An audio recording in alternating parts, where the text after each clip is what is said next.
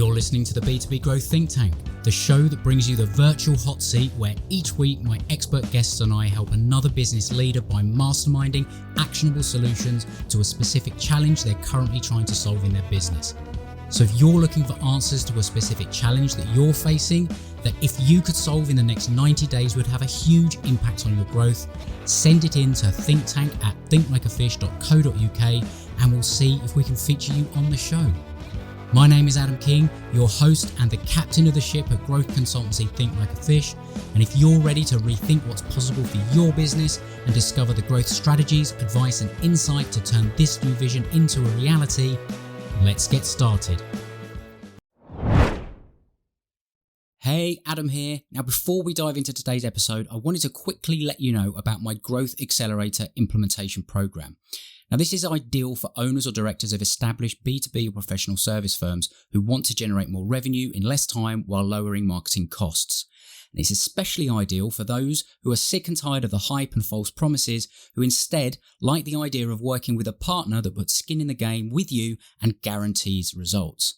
Now, if that is you, then the Growth Accelerator implementation program could be the perfect solution to setting you on the path to sustainable growth.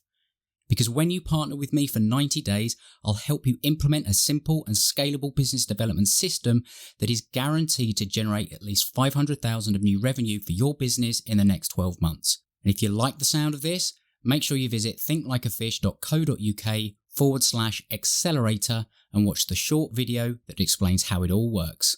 But before you go and do that, let's get to today's episode. Hello, welcome to the B2B Growth Think Tank. This is actually the first episode of the show. Now, if you are new, welcome. Maybe if you start going back and listening to some of the other episodes, that you will notice a change in name because it has changed. It is no longer the Client Catching Podcast, and if you're a regular listener, you'll be a little bit up with what's happening with the show and all the rest of it from the previous RIP Client Catching Podcast episode. So maybe go back and listen to that to get a bit of the context if you are new.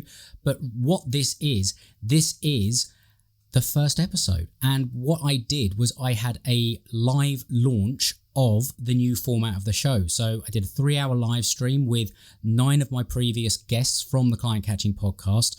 And what we did is 3 different panels of 3 guests and myself to really showcase the new format of the show, which is all about the virtual hot seat. Now, this is what I'm incredibly excited about because not only do I think it's going to be something that can really actually help people out there, it's going to be a little bit different to a lot of the episodes that I've done previously, the Client Catching Podcast, and it's different from a pure interview show, which can be incredibly valuable. And I know that I've got an awful lot out of a number of those types of shows.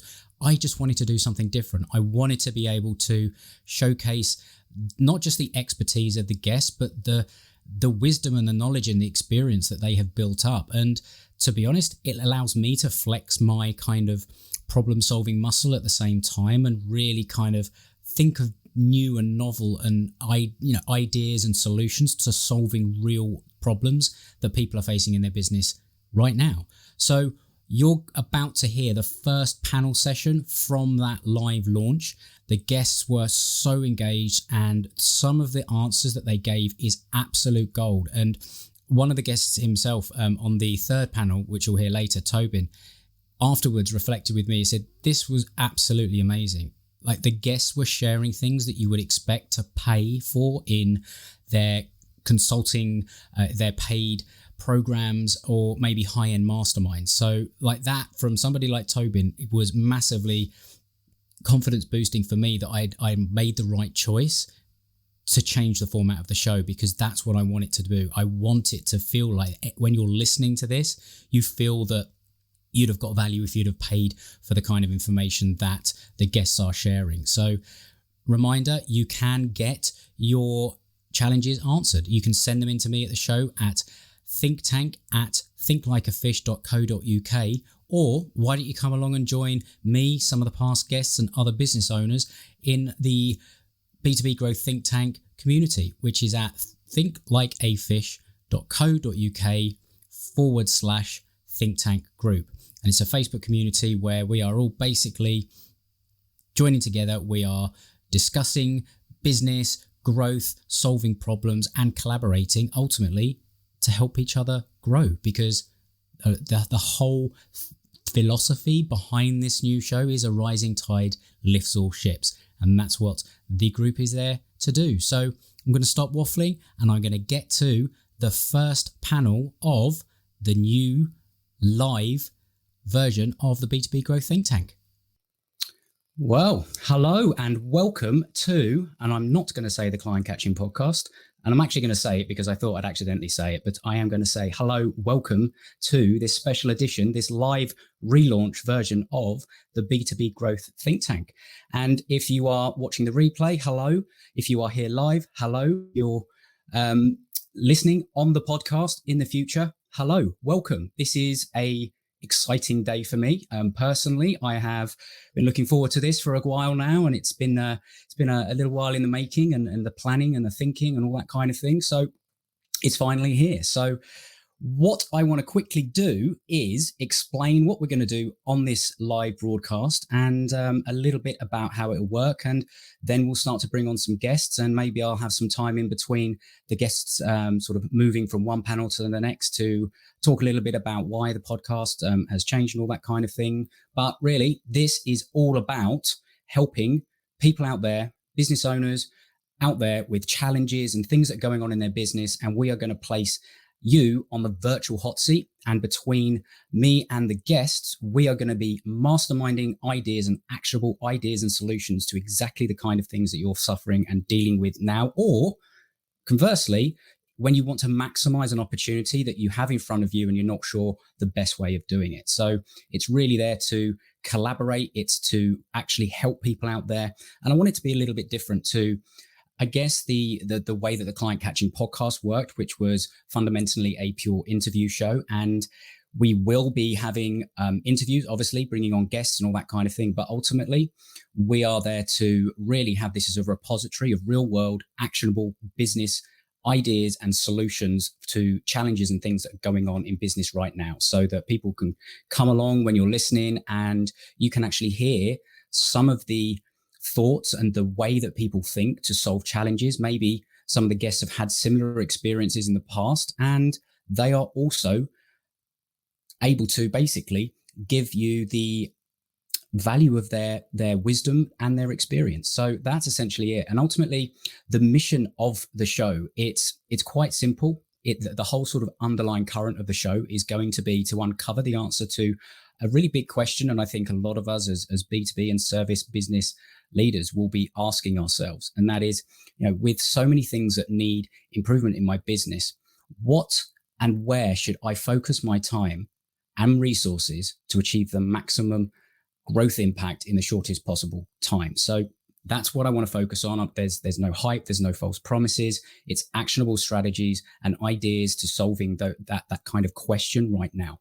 So basically, with this live stream relaunch, what I wanted to do is kind of jump into the pool head first and showcase the kind of format that we're on, that we're moving towards, and bring on some of the past guests from the Client Catching podcast that have really just helped me to shape the show as it is today, and really show some of my gratitude to those guests. And by the way, that is not to say that I don't value any of the previous guests that haven't been able to come onto this live stream, because nearly over 100 episodes now, it would have been a logistical impossibility to do it all. And I'm grateful for everybody that's been on the show, and the guests that are joining me today. They are going to share some amazing thoughts, ideas, experience, and wisdom to help somebody out there that has sent in some of these challenges that we're going to cover today. So what is going to happen with the show? If at any point you have a challenge going on, feel free to email into us at the show here at Think Tank. Can't even get my my own email address out. Think Tank at thinklikeafish.co.uk. And basically answer it in a way of thinking about what challenge are are you facing in your business right now that if you could solve it in the next 90 days would have the biggest impact in your growth? And yeah, if you're here live, please feel free to put some of those into the comments box, and we'll see if we can come to those as well. And don't forget as well, if you are listening to this and watching this before midnight on the 27th of Jan, don't forget there's also a giveaway contest where there are some fantastic prizes that have been put up by myself and some of the guests that are coming on. And you could literally win thousands of pounds worth of business growth prizes that could really sort of make an impact on the next 12 months and beyond. So go and enter that competition at thinklikeafish.co.uk/think tank contest. So that's enough of me rambling on. And I guess if you listened to the show previously, I have that tendency to do. So I'm going to stop myself right now. And what I'm going to do is bring on the first 3 guests onto the show. So without further ado, let us bring in Isar, Dove, and Alex to the show. How are you doing, guys? Doing fantastic. Awesome. Awesome. Well, first of all, thank you ever so much for joining me. Some of us, we've spoken a little bit before since the first interview. Some of us, it's been a little while. But what I want to just quickly do is go through a little bit about what you've been up to over the last, since we last spoke and that kind of thing. And just as a reminder, Isar was featured on episode 70 of the Client Catching podcast, and that was where we were talking about big business thinking for small business growth. And Dove, we were on episode 22, and I think you are actually the earliest guest that is coming on, so you win that award. Unfortunately, there's no trophy. And we were talking about simple steps to a consistent flow of clients. And Alex, episode 44, 4 principles of lead generation success. And there was a lot of wisdom, not just from Alex, but from Batman, which if you want to go back and have a little listen to that episode, hear the wisdom of Batman as it applies to lead generation. I don't think you see it on my hair as well and in the background. So you Absolutely. Have to be on the show. So let's start with Isar, because I know you've got a lot of different things going on that, since we last spoke, because you were sort of focused on the E-Tribe, but now you've got something new going on. Why don't you just give a quick sort of rundown of what you've been working on and what to expect? Wow, yeah, I had too much going on probably on my plate since you and I spoke on the show. But first of all, thank you so much for hosting me. I think what you're doing is a brilliant idea, as always. And I think it's going to provide real value to real people for real problems, which I find really cool, versus us podcasters trying to guess what our audience wants. Just ask them and bring them on stage. So I think it's really cool. So what I've been doing is I've launched a new business with an amazing guy called Pablo Gonzalez. And what we do is we build a relationship flywheel process for large companies. So what we do is we allow them to create and nurture strategic relationships at scale, leveraging a stage that we build for them. So the stage is basically a live show like this one, in which we host their dream clients, suppliers, best clients, and so on. And we use what is created through that show to create the most valuable pieces of content that we can from each and every one of those shows that we share with the relevant audience. And we build a community around it that, because they're getting so much value, they come to the next show. The next show, there's more people, there's more value to create, there's more content, there's more community. And that's why we call it a relationship flywheel, because this thing creates more and more and more momentum as the business keeps on doing this. Our largest client is it's a $150 million company, and we've been working with them for a year, and they just had a record-breaking quarter ever in the history of the company in a pandemic year, in like the worst time possible.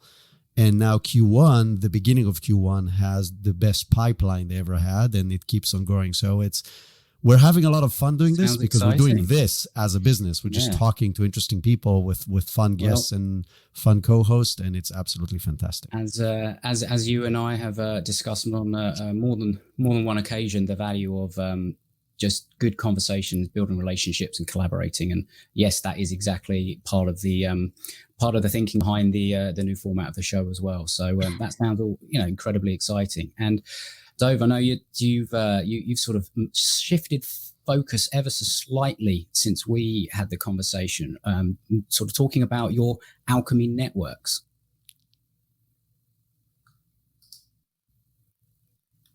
Oh, there's the first live faux pas. There we go. There we go. There we go. Yeah, Here we go. As we were talking, everything's working. Everything's working. Everything's working just as it should. It's just up to up to me. Yeah. So I wouldn't say I shifted so much as narrowed my focus. So I'm focused. I'm narrowing our focus to profitablерelationships.com, where we were helping consultants as well as small firms or medium-sized firms, larger firms, to become what I think of as under-the-radar leaders in their industry by forming their own alchemy networks. So yes, it's also very much based on leveraging relationships. I think too many people are looking for scale. You can't scale relationships, at least not for real. You can use technology to support real relationships, but you cannot. You can't fake it. You really just can't replace a real relationship. The challenge, of course, is that, if you're reliant on referrals and relationships, or referrals, they're unpredictable for most people, and relationships take a lot of time. So you do need to find ways of leveraging what you're doing, and becoming what I call an under the radar leader in your industry is just one powerful way. That's what we've been doing. Yeah. And, I listened to your interview with Joel Erway on his show, and he's a previous guest as well. And just if you get a chance, go and listen to that, because that will really bring out what Dove is doing, and it's incredibly powerful and very, very smart. So anybody that is in the business of basically high trust relationships to win business, it's definitely something you should check out. So definitely go and check that out. So Alex, what's Batman been doing? Doing all right. I mean, I was just trying to think when we last spoke, but the last time we spoke, we were discussing how we were about to shed man tears over our respective eldest children nativity play last year. I ruined Endgame for you. That was right. Yes, you did. Thank you very much for that. Yeah, excellent. You obviously came to speak at my, we had an event booked in for March the 26th last year, and it was like literally 2 seconds after they locked us down, and then we rallied around and put an online event together, and you were literally not, I'd like to say, recovering from COVID. I think you were still pretty much knocked out from it, but you like a trooper did an amazing session for us. Dealing with stuff like that, which, God, that feels like a lifetime ago. But yeah, it's been a funny one. Like the industry we're in, a lot of our sort of potential clients are in networks, and a lot of the networks came to us to facilitate a lot of online learning. So we've been doing a lot of coaching and educating as many people as possible. We still essentially do the same thing. We're just doing sort of more of it now. Sounds good. And you've had a change in podcast title as well, isn't it? It's now the Avengers Ensemble is a reference to that fateful day when you destroyed the end of Avengers Endgame for me. So thank you. You're welcome. Still just as good the second time around. Absolutely. I was still praying that it didn't actually happen in the way that you let slip, but it did. But never mind. Anyway, so what I'd like to do, and this is a slight sort of shift in the original plan that I had, and partly because of a comment that you made in the build-up, Alex, in that I've had a number of challenges sent in, and we're going to cover a lot of them. But there was one that stuck out particularly, and I know that Alex, you sort of suggested that you would like to be able to have a go at giving your input to this. And I think that on reflection, it's probably a question that I think that a lot of people have on their mind, but it's hidden and unspoken. And yet it's possibly the biggest challenge that anyone running their own business faces. So what I'm going to do is I'm actually going to use this as a challenge for for all three panels, because I think that everybody is going to go through this, and everybody has a story to tell around it and an experience that can help somebody out there that is going through something similar. So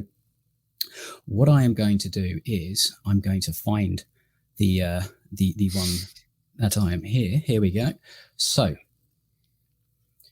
what this is. So essentially, first of all, I applaud the openness and the honesty of the person sort of giving this challenge.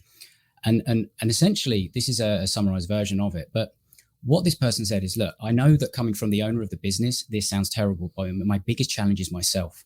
I know I've got people relying on me to encourage and lead them. And I know it's important for my staff in any situation, especially right now with everything that's going on. But the thing is, I kind of just want a break. And honestly, I'm tired and I'm not motivated at the moment. How do you deal with the weight of it all when things get tough?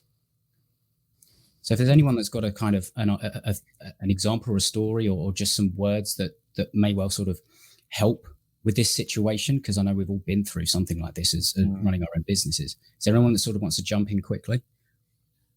I put my hand up before, didn't I? Now you've said it, actually the weight of it, you actually think, well, actually my answer is going to be rubbish. But I think the first thing to say is, like, I think everyone feels like that. And I found it actually easier doing this, kind of helping motivate the team and appear, because perception is reality. And like when you're working remotely with your guys, so when you're in the office, it was like you can't hide anything. Whereas now you can jump on Skype and you can like not axe, but you can, you're only doing like a 10, 20 minute, 30 minute kind of, not like a pep talk, sound like David Brent, but I find it easier definitely remotely. And then all the cliches, like I've started doing, my daughter does kids cosmic yoga, and it's only a 10-minute thing. And there's a dance one. So we do a 10-minute, it's only a 10-minute, it's not like a full-on workout, but that, I'm buzzing after that. So, and then I have my team meeting in the morning. So I'm like buzzing from doing kids cosmic yoga. So everyone sees the best of me rather than in the afternoon when, I want to go like Hulk mode and smash something up. So I think and then one thing I've started doing, and my missus has a go at me for being David Brent with it, but every Friday, I always thank everyone on a voice message on WhatsApp and just like let them know how much I appreciate all the work that they do, and that like we're all in it together, and just like that. But yeah, I think everyone experiences it. You should hopefully find it easier now if you are working remotely and doing it on Skype and just being really positive. You could be if times are tough, then you can sort of deal with that off the call. If you really want to motivate them, then be really positive on those calls. I think that's kind of what I'm doing. I hope that's working. My team would probably say, I don't know. They seem happy. But yeah, I think we're all experiencing it, and we've all like, some people have done really well, but I think everyone has had a period, definitely in this last year, where it's like seeing my pants, what's going to happen, sort of thing. Everybody has. And I think that it's a tough one, isn't it? Because regardless of whether the situation is as it is now, when you're the kind of top of the tree as is, it's always a little bit lonely because all of that burden of responsibility lies on you, and people are looking up to you for that leadership. They want to feel confident. They want to feel secure in their jobs and all that kind of thing. And I guess even if it's just you, like you've got that devil on one shoulder and on the other, and it's the family members and all that kind of thing that are doing the same thing. So it's got to be tough when you are having that lull and that feeling of, I need a break, but I can't have a break. I need some space, all that kind of thing. Dove, Isar, have you got any sort of thoughts on how to, deal or navigate this situation? So for me, it's always having another person. And that could be, 3 different options, right? Option number 1, it could be if you have a partner, and I highly recommend having a partner that complements you, because we all go through these ups and downs. We all do. And somehow the universe takes care of it, that it doesn't happen to the both or 3 or 4 partners, or many as you are, at the same time. So one is always going to be more positive than the others, and you just let him pull you back up. So that's probably the best option. That's what I try to do in my businesses. But if not, you still got to be able to vent and talk to somebody in an open way that understands who you are.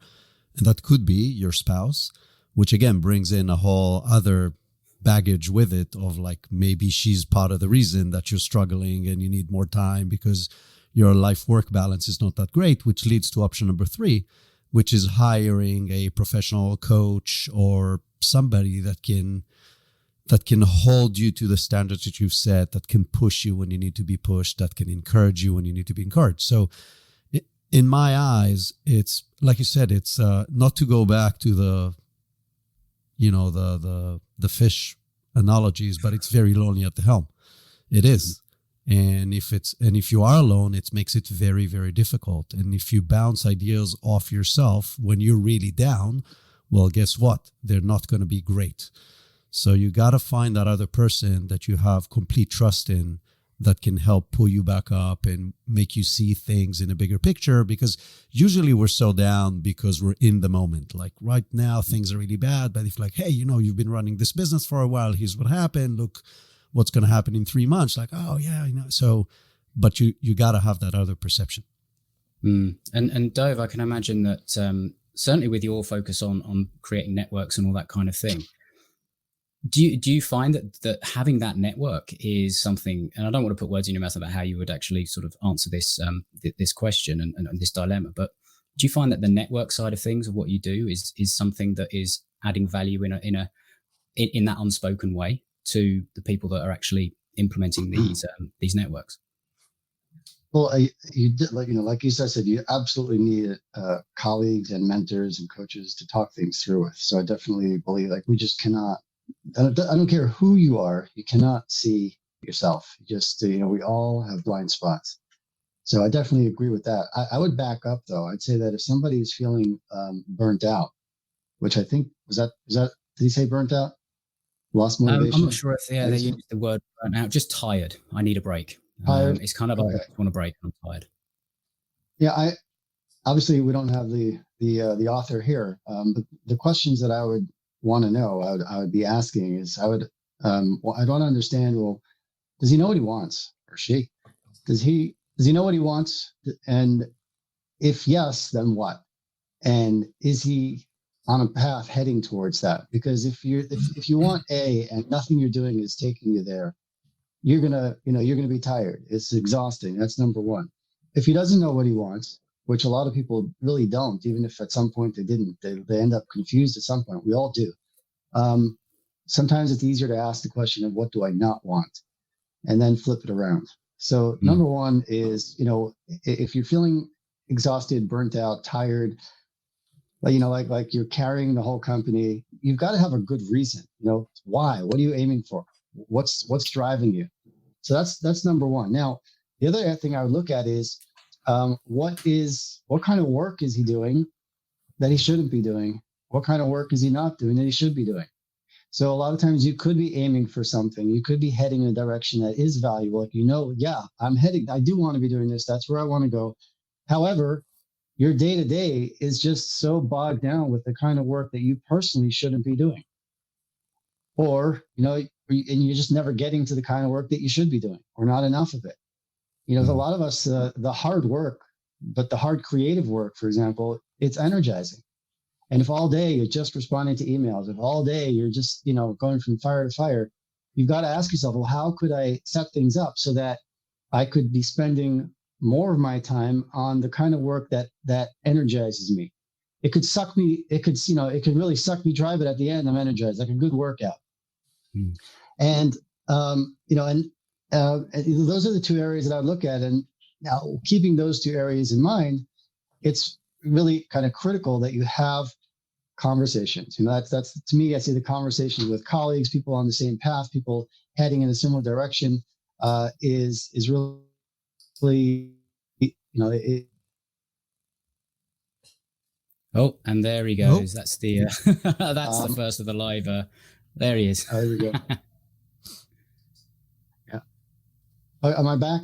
Yeah. So having conversations about what's my destination, what it is, what it isn't, and as well as what am I doing that I shouldn't be doing, what kind of work.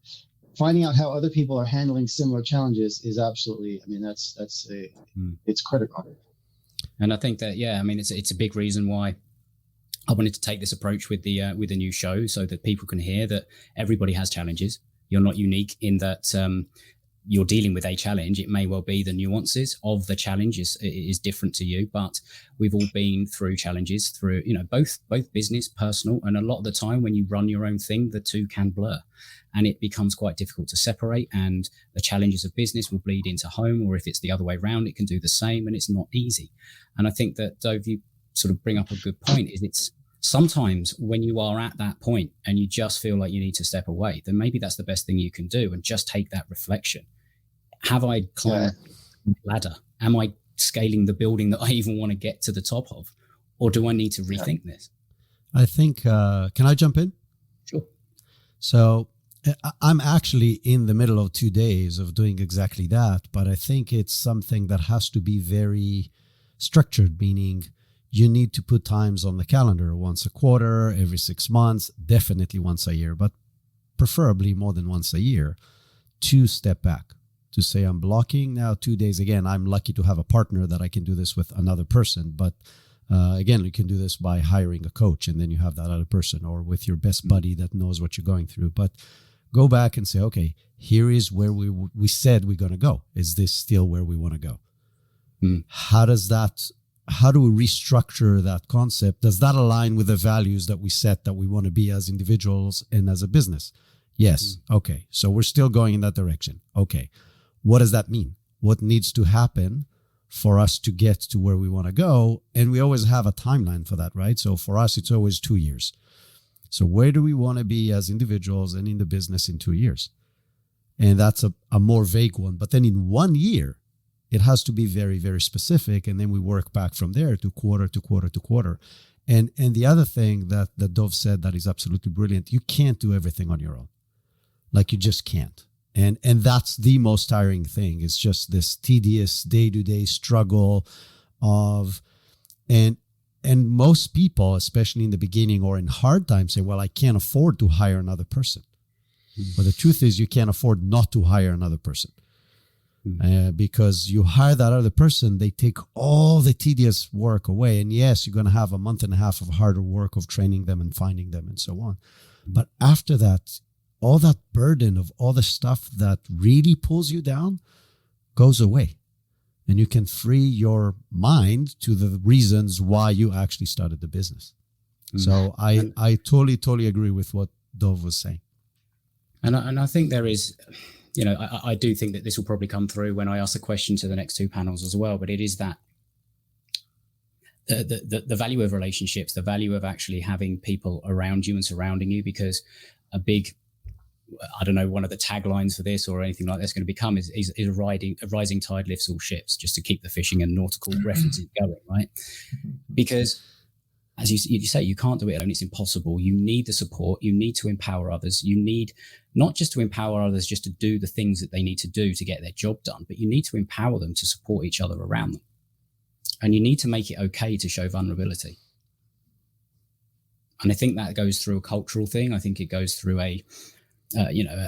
both from a society point of view, but also from a business. If you have that culture of support and you don't make it, I've been in toxic environments in workplaces in the past, and to show any kind of vulnerability was just pounced on as weak. And it was horrendous. It was an awful environment. So my God, if somebody is in that situation, in that kind of environment, I just feel the utmost empathy and sympathy, because it's so difficult. But one of the key things, and Alex, you sort of touched on it a bit, is it's finding the fun. Just reminding yourself that, it's part of your life. It's not everything. Absolutely. Go play with your kids, make some time for yourself, do something fun. And my God, at the moment, it's incredibly difficult. We're all locked down. Alex, you're selling cupcakes out of, food carts and all the rest of it with your daughter. I'm doing, homeschooling, all the rest of it. It's hard to find that time for yourself, but you need to be able to just carve it out, even if it's to sit for 10, 15 minutes and read a book, watch a film, something. It just needs to, we all need that space. So thank you guys for that. I think that, this is a topic I think is very much on people's mind now, even if it's not being spoken about. So what I would love to do, though, is move on to the next one. And what this one is going to be, it's going to be a little bit more light, I think, and we'll bring it bring it back to actual ways that we can get people moving and that kind of thing. So this is an interesting one in that the person saying this is basically, they're saying we launched a new service in early December, but it's not quite taken off as we expected, even though we know from our target market they need it and it would be transformational for them. When is the right time to call quits on this offer as opposed to persevering? I don't want to stop 3 inches from gold, yet at the same time, I don't want to pour too much time and resources into it if it's not going to bear fruit. So what would you sort of say about that? When is like flogging a dead horse, and when is actually you just need to tweak something and you need to actually just give it the time it needs? How about Alex, go on this one? Yeah, cool. So I guess it depends. Is it something that people are looking for, or is it one of those things they don't know, they don't need? So just like context of that. So if it's the market we work in, people search for, our clients, they search for mortgage help and advice. They're searching for it. So it's kind of like, if you're ranking, you're getting traffic, people search for it, not getting inquiries, right? Then they what's on if the content not right or whatever. So I get the impression, just the way it was worded, that it was one of those ones where people don't know they need it, and they're sort of so it is going to be a longer burn. So looking at the softer metrics, like, are people actually reading the content that you are putting out there? What's the time on page or site or whatever? Looking, we normally sort of have a look at those kind of softer metrics to get an idea. It's people are interested in it, but they're not. There's something maybe that's not making them pick up the phone.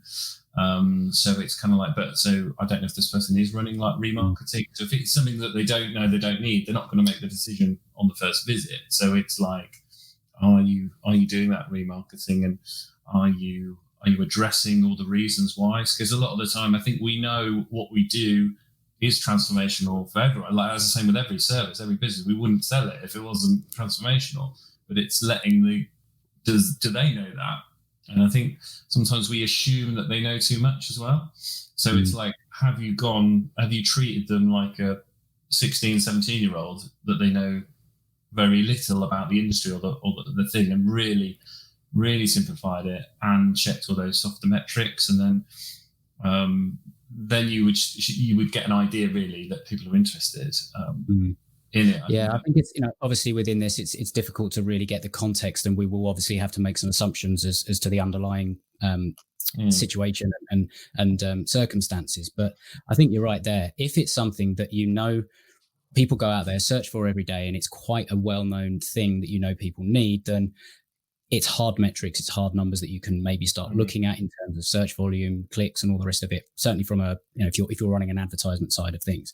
However, if it's something that has that longer, slow burn in terms of it requires a bit of education for somebody to understand whether or not this is actually something they need, if you need to uncover the problem for them, that kind of thing, then that's going to be a longer burn. So you actually have to have, I guess, gone back to your strategy and actually looked at, have you legislated for that within the planned strategy or the implementation of the strategy and the rollout, so that you can actually legislate for the fact that you are going to have a longer sales cycle if it's something that's brand new.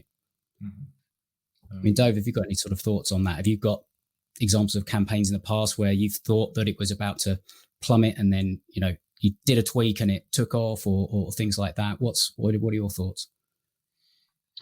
I just, again, it's kind of hard to know the details of the situation. So just generally speaking, I can think of one scenario where you definitely do not want to quit, but people often do, and two scenarios where you do want to quit and people often don't.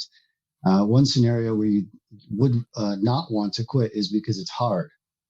If things are hard, that's not a reason to quit. It's going to be hard. And what that means to me really is that it's just, it's requiring a lot more out of you than you expected, a lot more than you thought it would take. But there is some signs of progress. You do have these omens along the way that tell you, all right, stick it out, soon it's going to work. So, just don't quit.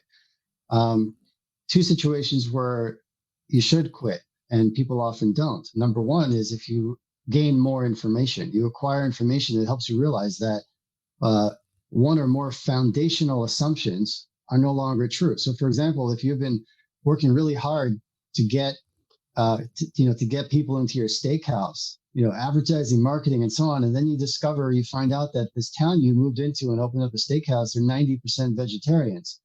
Now, you just discovered that there's a foundational assumption that you were making that it doesn't matter how good your marketing is, it's not going to work. So in that case, you quit. A lot of times people come across that kind of information, but it's usually not that blatant, and they ignore it. Keep pushing. That's not the time to keep pushing. That's not what we're talking about where it's hard and do it anyway. That's a time where you realize, okay, we need to back up and start over. The other time when you do quit is when you realize, like we talked about in the first segment, you realize that you're going after something you don't even want. And I think we all have that kind of experience. You realize that, hey, I've just been pushing really hard for something I don't want. It doesn't mean you stop from today till tomorrow. Could be that you do. But it means that you have to think clearly and carefully about, okay, how do I get from this to something that I really want? In that case, also, don't keep going it just because you committed to it yesterday. That's the sunk cost syndrome. Mm-hmm. Absolutely, and I think that there's also value in, I guess, what we've already covered slightly in the first one, and that is there is value then if you're kind of at that point where you're even asking this question. What about getting an outside perspective, an educated outside perspective that can take a look at it and maybe see if they can actually find that you are suffering from your blind spots and you cannot see maybe some of that obvious information that is literally jumping out at you. You are in that vegetarian town and you've opened a steakhouse, which, the fact that you've got just a couple of people in there would have been pretty impressive. It's an outside perspective. You can't do it alone. I mean, maybe this is just going to become a theme. It's like, get somebody to look at it, have a look at either the metrics, have a look at the maybe some of the softer stuff. Go back and ask previous clients. Go back and ask people and I'm assuming that they would have done this, because otherwise it is just coming from that place of, right, well, I just had a great idea and I am absolutely married to it and it cannot possibly fail. Well, you could be right, but, like walking in front of a zebra crossing and not looking both ways in front of the speeding car and walking out, you'd be dead right. It's not necessarily that, that way. So have you got any sort of thoughts, Isar, on this and any sort of campaigns I know you've run a lot of these sorts of things in the past, so I know you're going to have a great perspective. And the second technical Here we go. issue. Me again. User error. I'm in a hotel and the coffee wasn't great, so I'm literally choking on the leftovers of the coffee. That's the reason I was muted, to be completely transparent. But so I'm a data freak. So let's even assume for a second that what the guy is writing is true, right? He did do proper research. He did interview relevant people. He did have a few panels and figure out this is really what the clients need. The problem that he's describing, and a lot of problems that we're facing, are big, ugly monsters. And it's very hard to approach with something practical when it's a big, ugly monster. And the way I approach it is I dissect it to its smallest possible component. And the only way to do that is having the data to do this. But I'm saying, okay, when you're saying it doesn't work, what doesn't work, right? So I hate the word funnel because I think it takes away the whole relationship and livelihood of a business, but there is a user journey. So what in the user journey, in the client journey, doesn't work?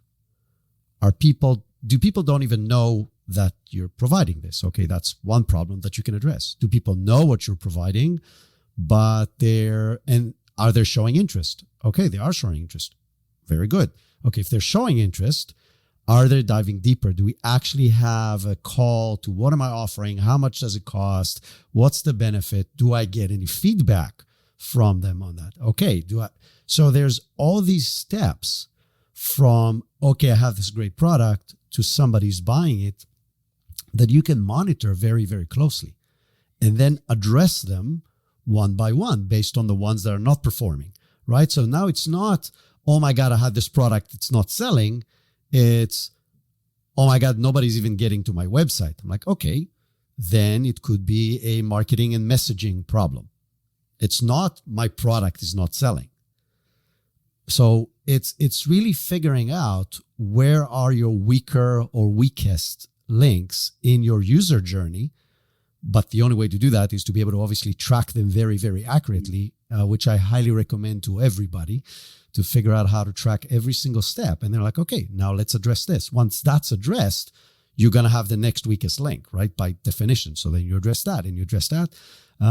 But the other thing is, like you said, if it's a new product or service, it's just a longer time to onboard people.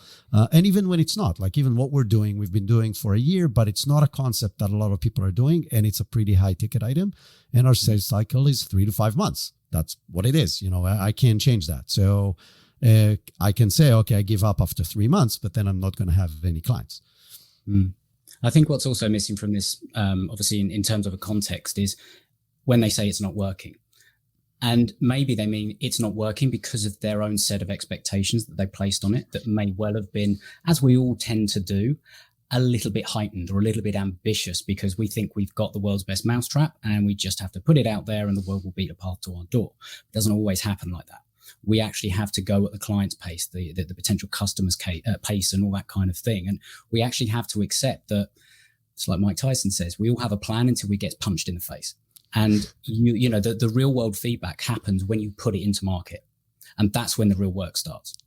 That's when, as you say, you look through your client journey, you look at the points if you are using that funnel, say, for example, how many people are you getting to visit a web page? How many people are then, if it's the typical funnel, opting in? How many people are blah, blah, blah, blah, blah, blah.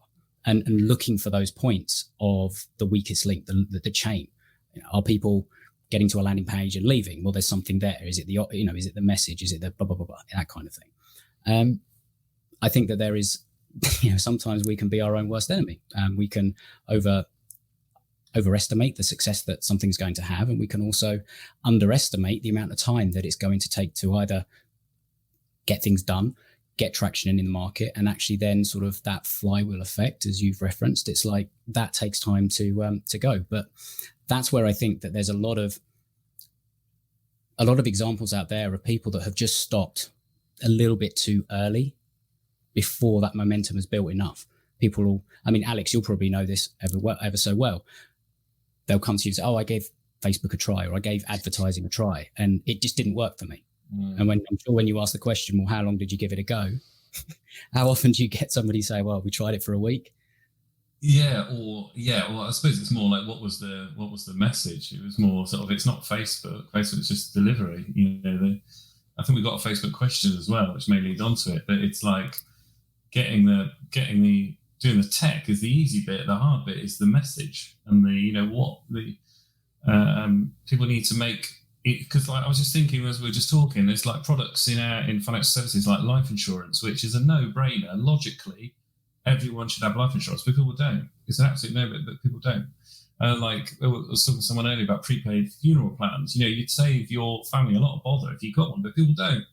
We're not logical. We're not logical just because it feels like a logical thing that's transformational for your client. Doesn't mean they're going to buy it. You've got to make them come to that decision on their own. I think a lot of the time when we market, we try and sell a bit too much rather than trying to get people to come to their own conclusions. So kind of explaining it rather than saying it, if that kind of makes any sense at all. Yeah, and you're right. It comes down to the message. It comes down to really connecting. And what you sort of touch on there is actually, I'm not going to go the route of the Facebook question, because what you've brought up there is, it actually brings up one that I left off, but actually I want to bring up now, and I'm going to kind of put you on the spot. It's like somebody was saying something along the lines of, I have a product that is inherently dull and uninteresting and people really, really need, but it's not dull. It's not interesting, or it's, whatever. So how do you develop a message and content that actually appeals to people in that regard? And you deal with people that sell life insurance. You deal with funeral plans. It's not. Well, I hate. That's one of my pet hates when mortgage brokers say that mortgages are dull. They're not interesting. It's not. It's like if someone wants to buy a house, they're really excited about wanting to buy that house, and they're really excited about knowing whether they can afford it or not, which makes it not dull. I think digital marketing is boring because I do it every day. And then I try and make it, I was just thinking last night, like I did a video and cut some like Avengers clips in it and tried to make it fun that way. And it comes back to the earlier question about the guy being tired. Like if you try and make your marketing a bit fun, it's more interesting. And then we were talking about energizing yourself as well. It feels like all these problems that everyone have are like really interlinked. I've gone a bit off track there. I've lost my train of thought, but yeah, essentially, it's dull to you, but not necessarily to the person buying it. And it's not the product, it's the experience, like it's the thing that they're excited about. It's not the mortgage, it's the house. It's not the there's a cliche about buying the drill to make the hole, and that's not for the nail, it's not for the picture, it's for the enjoying the looking at the picture in your house sort of thing. But you're selling a and Dove, I know that you, like, one of the first things that I was that grabbed my attention around you is the way that you describe how to create that that wonderful message in terms of a message that attracts your ideal clients in that way. If you were working with someone that had this dilemma, I have something that I think is inherently dull or not interesting, or people need but they don't really want to think about, how would you go about thinking about crafting that kind of message, and then the kind of content that would result afterwards? What sort of process would you take someone through without the context, but obviously just the process? Yeah, well, the question that we're always looking to ask is, what are the problems that you can help solve? What are the results that you can enable? Because the first job of any marketing is to get the attention and the interest of an ideal client. And there are only two things that get people's interest. And that's if you talk about a problem they have and don't want, and or if you talk about a result they want and don't have. Now, if you're not seeing, obviously, what is that problem people have and don't want, what's the result they want and don't have, that you really just, like makes it clear to you, like, oh, that's the message, that's the story. You got to have conversations with people who've bought it, either from you or from others, to get an understanding. You've got to uncover what that story is. What is the problem they had that led them to buy? What was the result, the experience, the change, the transformation that they wanted that led them to buy? And I think that what you and Alex were saying is just spot on. It's like maybe mortgage is boring, but there's something behind that is very exciting. I imagine that the result they want is to be able to go through the purchase of this home with as little hassle as possible, with as few surprises as possible. Everybody can connect with the experience of, sailing down the road, at top speed, enjoying the wind in your hair, and suddenly, some of us can enjoy the wind in our hair. That's true. Yeah. Well, yeah, that's true. Thanks for reminding me. Adam can enjoy the wind in his hair in this conversation. Yeah, yeah, but the point is, of course, something unexpected happens. You get a flat tire or whatever it might be.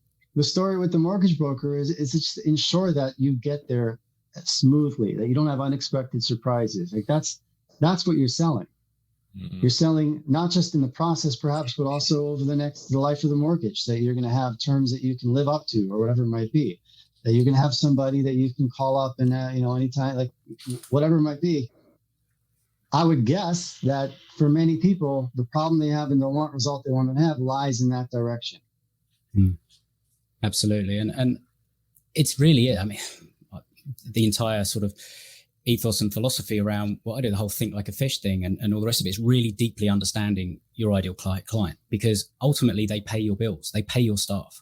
So don't just go out and guess. You've got to think, but you've got to know them. You've got to really understand them. You've almost got to be able to, it's kind of the Atticus Finch type of thing of walking around, being able to walk a day in somebody's shoes. It's really understanding the thoughts and the feelings so that you can actually paint that picture of that future, the result that they want, or the problem that they no longer have, that kind of thing. Because it's a sense of play with a message. I mean, I try and do it with the whole, fishing puns. You either love it or you hate it. But I think a lot of people find it a little bit difficult because we're told to do this. We're told to think of this. And then certainly with things like mortgages and life insurance and all the rest of it, some people can feel that it will almost get a little bit cliche, a little bit, we give you peace of mind. We give you this, that, and the other. Right? And it's difficult to come up with a message that is actually really, really, truly different and cuts through the noise. And I mean, Isar, do you have any sort of experience around a situation like that may well, you just really want to do something that's different or have something that's different, even though it's kind of easy just to go with the status quo?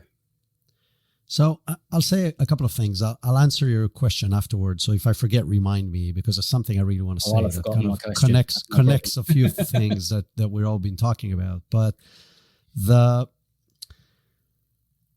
whatever you're selling, doesn't matter if it's a product or a service, big or small, long or short time frame, you're selling a better version of the other person that's buying it. A future you. That's what you're selling. And even if it's dull to you, what you're really selling is a new status, right? And I can give a stupid example, right? A coffee maker, right? Because we all have our coffees right now. Okay, I want to sell it's a coffee maker. There's like 1,000 other coffee makers. No, you're not selling a coffee maker. You're selling it's just like the enjoying looking at the picture example that Alex gave. I'm selling the party where there's 20 people at the house, and like every other person comes back and said, dude, your coffee's awesome. That's what you're selling. You're selling a feeling, and you're selling a belonging into a new status. The new status could be new friends, could be new accolades, could be new whatever. But you're not selling the thing. You're selling the feeling that the thing can give the person. And what you said, Adam, that really connects to that. If you got to understand your client and know what that feeling is. What is the aspiration? What is the thing that they want to belong to, that they want to be, that this thing that I'm selling can get them towards? And this is what you're selling. So, the regular structure of every sell message, right, should be the first part is talks about emotion. It has nothing to do with your product. The second part has to help somebody explain why they need it, right? So, or how they're going to pay for it. Like the logic aspect of our human brain that always acts on emotion first and then finds ways to explain it, right? So the coffee machine, we're like, oh my God, I'm in this party and everybody loves the coffee. Yes, definitely. I want that. I'm like, oh, it's only $29 and there's one button, so you don't have to be a genius to operate it. I'm like, oh yeah, that's a no-brainer then. And then the last thing is really the call to action. And the beauty about the call to action, if you do this right, you connect this back to the first step, right? So don't say, oh, buy now. Said, get this so you can be, the best coffee in town. Everybody wants to party with you. So Absolutely. If you can put this together, now you have a framework that works for anything. There is no dull thing because you're not selling the thing. You're selling the emotion that the thing can generate, which by the way, could be good or bad, right? If you're selling life insurance, you can play on the negative side. I don't like doing this, but I've seen people doing tremendous things with going to the darker side of people like, oh my God, I can't imagine putting my family through something like this. Of course, I got to act. You're still addressing emotion, helping people justify it with logic and giving them a call to action that reminds them the emotion. Yeah. And, there's that old adage of, you really have to poke the pain and all the rest of it. Yes, there's a place for that because otherwise, unfortunately, the psychology of us human beings, we don't necessarily react to things. It's why the whole Fleet Street saying was, if it bleeds, it leads. You don't see positive news on the front page, you see negative. It's kind of like that's what gets the attention. But I don't know. I think that sometimes it can be overplayed, certainly with in the negative and the pain point and all the rest of it. And often it can actually be detrimental to the business because you end up, if you're just appealing to the pains, you get desperate people. Whereas if you actually look at the opportunity and you focus on the growth that somebody can achieve, then you get a different type of mindset. For sure. That's what I found. I don't know if it's something that has been found by everybody else, but I just want to sort of bring up, we've got really great nuggets. Tobin, who's going to be on panel 3, great nuggets that selling a better version of you is such a powerful lever for all parties involved. And I think that is exactly what I think everybody is getting at. It's about selling that better version, the opportunity. Yes, there's a place to actually pull out the pain when you're talking about the thing that you do, because ultimately you need a problem to go and look for a solution. Like it has to actually exist. So it makes sense to at least bring it front and center. But really, you want to focus on that better version of yourself. What happens as a result? What is the afters? How does their life look like? All that kind of thing. So yeah, I think if you're struggling with finding ideas for what to say, how to say it, create your marketing, create your content, just spend a little time thinking like the fish, spend a little time in their head, understand what a day in their life is like. And maybe even, some of the easiest content that you can create around this sort of thing is actually featuring the people that have got the result that you help them get. Feature them, talk to them, interview them, show them off. Now, that's a really simple way of doing it, because ultimately we cannot do this alone. So why not involve the actual clients that you help get those results in helping more people achieve the same result? I think there's something in there that. So what I want to make sure is we keep to time. So I cannot believe that is almost the top of the hour, and you guys have been awesome. So thank you ever so much. What I want to quickly do is just make sure that everybody has a chance to go out and find more about you guys, and really just get to know you a bit better, because that's why I want to bring you back on. So start with Isar. It's bethestage.live is your new website, isn't it? Is there anything to know specifically? Yeah. So first of all, if you want to know about Be The Stage, definitely that's the place to go. Bethestage.live. There's a lot of content there and ways to connect with me. I'm lucky that way that I have a name that nobody else has on the planet. So if you go to LinkedIn and look for Isar Meitis, that's me. There is no other. And it means I need to spell and pronounce my name every time, but it's worth it because I'm the only Isar Meitis. Well, I butchered it on our first interview. So. And the eTribe still exists. So if you go to the eTribe.com, and if you want the eTribe podcast, then the eTribe podcast on any podcast player, or the eTribe.com/podcast, which makes sense. So all of these places, I love to connect. I love to share ideas like this. This was absolutely brilliant. I thank you so much, Adam. This was amazing. Right, pleasure to have you. And if people missed the first one, a little known fact is Isar used to be an F-16 fighter pilot. So that kind of makes him like the coolest guy in marketing in my book. But there you go. Dove, profitablерelationships.com. Anywhere else to find out? What can they find? Well, we just have a little a free training over there, profitablerelationships.com/think tank, in your honor, your new podcast. If anyone wants to go, we put it up there. And that's really focused on helping people become under the radar industry leaders. It kind of lays out the whole idea, the whole plan, by building what I call an alchemy network. And I mean, there's a lot of consultants and experts and firm owners and business development people. They are already doing a lot of these things, this so-called relationship marketing for free. This is actually a way that you can turn a lot of what you're doing for free into a revenue stream. And that's something that is very exciting to a lot of people. So profitablerelationships.com/think tank. Awesome. And definitely check it out, because the strategy and the idea behind it is incredibly powerful when you apply it. So Alex, where's Batman hanging out these days? In the Batcave. Well, there's like a gazillion Alex Curtises, so I'm not sure who's winning on that. There's ridiculous amounts of them. I'm on LinkedIn, we obviously only work with one type of client, so I'm probably not that interesting to everyone listening and watching. But follow me on LinkedIn if you like Marvel and you want to see videos with Avengers in them. Awesome. And don't talk to him if you like to find out the ending of your movies all on your own. Alex, your focus is financial advisors, financial planners. That's correct. Yeah. Absolutely. That awesome. Yeah. Well, and there's a need for good help for them. I don't. Definitely. I usually say I'm not the right one for you for financial planners. So now it's good to know that you exist.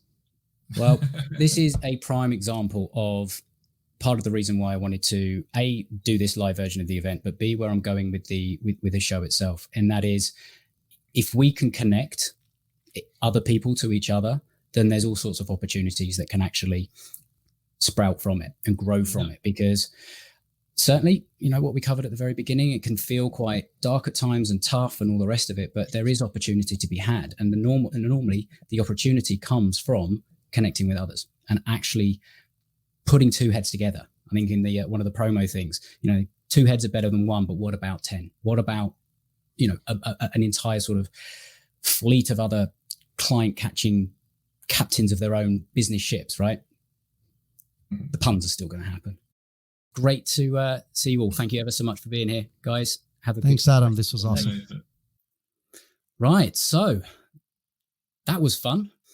I just want to kind of summarize a little bit about that. And really, I think what we've talked about there, it really helps to illustrate why I've done what I've done with the podcast. And that is, there is such an importance and such a power in collaboration and actually lending a hand to other people and other business owners. And even if you don't ever actually speak to them, us there having that conversation, I hope, my hope is that somebody listening, the person that sent in that first question has heard that and got something that they can actually take, because sometimes we just need to hear it. We have to hear and actually understand that we are not alone. We're not the only ones going through these sorts of circumstances and situations.